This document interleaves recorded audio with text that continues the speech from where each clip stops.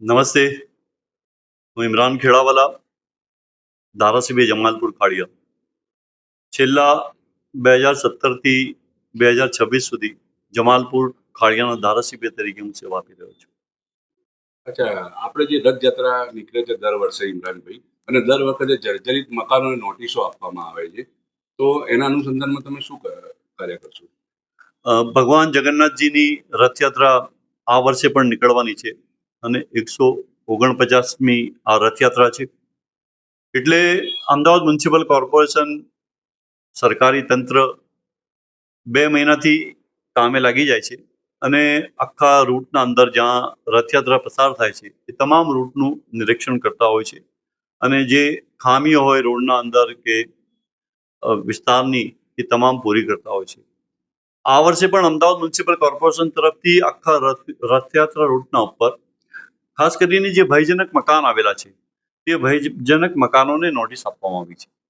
દર વર્ષે આ નોટિસની એક પ્રક્રિયા હોય છે અને તે આપણે કોર્પોરેશન તરફથી એ પ્રક્રિયા પૂરી કરતા હોય છે. પરંતુ સાથે સાથે મારે અમદાવાદ મ્યુનિસિપલ કોર્પોરેશનને એ પણ કહેવાનું કે ખાલી નોટિસ આપીને આપણે બેસી ના જવું જોઈએ. મુદ્દો એ છે કે જ્યારે ભયજનક મકાન છે, આપણે જોઈએ છીએ કે 2-5 વર્ષ પહેલા પણ એક આવી ઘટના બની હતી. કોર્પોરેશને નોટિસ આપી અને એ નોટિસ લાગેલી હતી. એ બિલ્ડિંગના અંદર પણ લોકો બેસીને રથયાત્રા જોતા હતા ત્યારે આખું જે અગારસી છે તે પડી ગઈ અને એક વ્યક્તિનું એમાં મોત પણ થઈ ગયું હતું.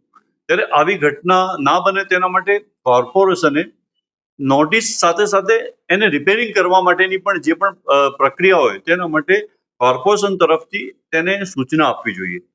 ઓકે, આ તમે જે કીધું કે રિપેરિંગ, ઘણી કન્ડિશન એવી રિપેરિંગ થતી નથી, પણ જો જાતે કરાવે જર્જરિત મકાનવાળા તો તેમને મ્યુનિસિપાલિટી દ્વારા નોટિસો આપવામાં આવે છે, એ લોકો હેરાન થાય છે. બરાબર, તો આના માટે શું કરવું જોઈએ? નહીં, ચોક્કસ જે પ્રમાણે અત્યારે જ્યારે આપને કહું કે મધ્ય ઝોન એટલે ઓલ્ડ સિટી છે, જૂનો વિસ્તાર છે અને વર્ષોથી મકાનો અહીંયા એક બાજુની દિવાલો સાથે જોઈન્ટ દિવાલો સાથે મકાનો છે અને જૂના છે. કોઈ 100 વર્ષ છે, 130 વર્ષ છે, એટલા જૂના મકાનો છે. હવે કોઈ બાજુવાળો મકાન એને બનાવવું છે અને મકાન ખોલે તો બાજુની દિવાલ પણ એના ઉપર આવીને પડી જતી હોય છે. આવી ઘટનાઓ ખાસ કરીને મધ્ય ઝોનના અંદર તો બનતી જ હોય છે.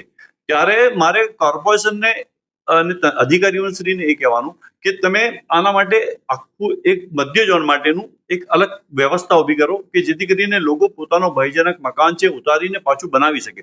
બનાવવા માટે જ્યારે એ શરૂઆત કરે ત્યારે કોર્પોરેશન તરફથી તેને નોટિસ આપવામાં આવે છે, પછી ડિમોલેશન કરવામાં આવે છે. પોલીસ બંદોબસ્ત ના મળે તો પછી કોર્પોરેશનના અધિકારીઓ આવીને એને ડરાવે, ધમકાવે, એ પ્રમાણેની ઘણી બધી ફરિયાદો અમારા સુધી આવતી હોય છે. ત્યારે ગરીબ માણસ પોતાનું મકાન તો બનાવશે ને. જ્યારે મારી રજૂઆત એ છે કે તમે ભયજનક મકાન છે, તમે નોટિસ આપી છે તો પછી એને બનાવવા માટેની મંજૂરી પણ તમે આપો. તમે કેમ મંજૂરી નથી આપતા એને?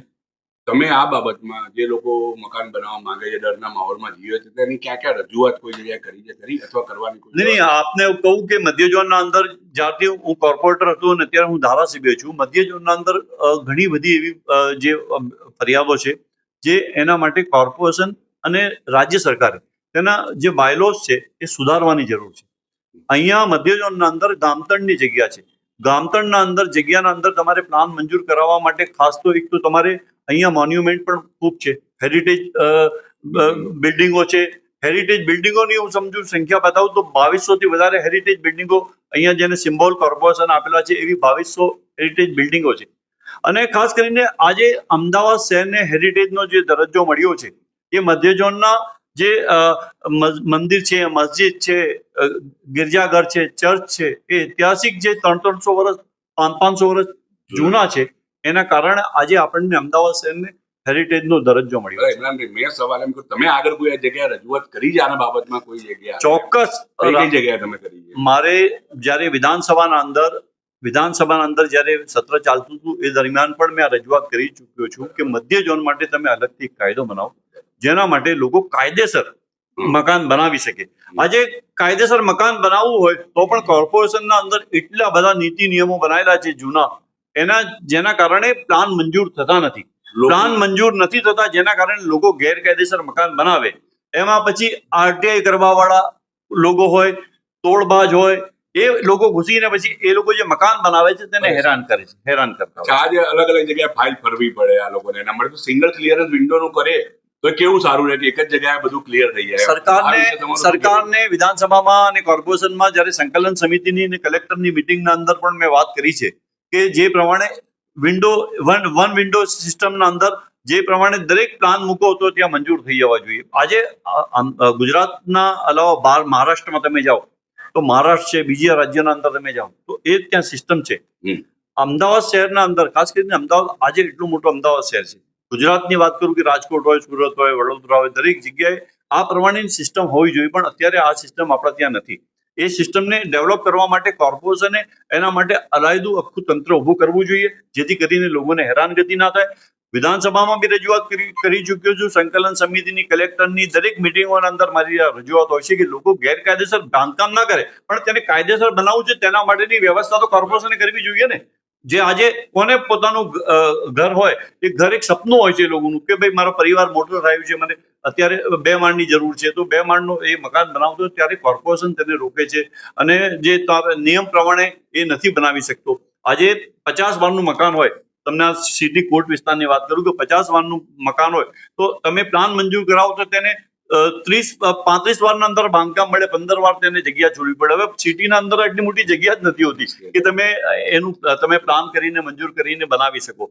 એટલા માટે કોર્પોરેશનને અને સરકારને મારી વિનંતી છે કે મધ્ય ઝોન માટે ખાસ કરીને આપણે ભયજનક નોટિસ આપીને સંતોષ ના માનીએ, પરંતુ જે ગરીબ લોકો છે તેને મકાન બનાવવું છે, કાયદેસર મકાન પ્લાન મંજૂર કરવું છે, એવા લોકોને ચોક્કસ મદદ કરવી જોઈએ.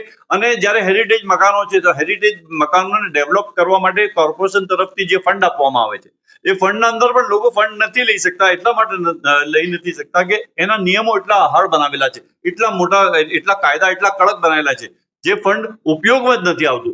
અને આપણે જે હેરિટેજ, આપણી જે ઇમારતો છે, આપણું જે એને બચાવવાની આપણે કોશિશ કરતા હોઈએ એ પણ આપણે બચાવી નથી શકતા. એટલે રથયાત્રાના જે અત્યારે રૂટના અંદર જે પણ નોટિસો આપી છે એ નોટિસો હું સમજુ છું કે જરૂરી છે, ભયજનક મકાનો માટે જરૂરી છે, પણ સાથે સાથે કોર્પોરેશને એ પણ કરવું જોઈએ કે તેને રિપેરિંગ કરવા માટેની પણ મંજૂરી આપવી જોઈએ. Thank you.